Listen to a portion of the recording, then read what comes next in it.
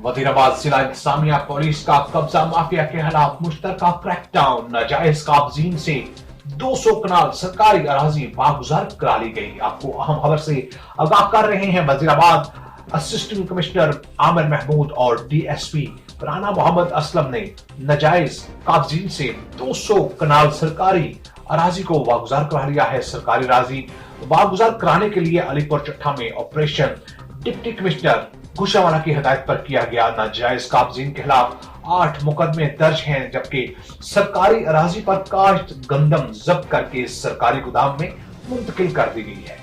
कार्रवाई हुकूमत पंजाब की कब्जा माफिया के खिलाफ मुहिम जारी का हिस्सा है।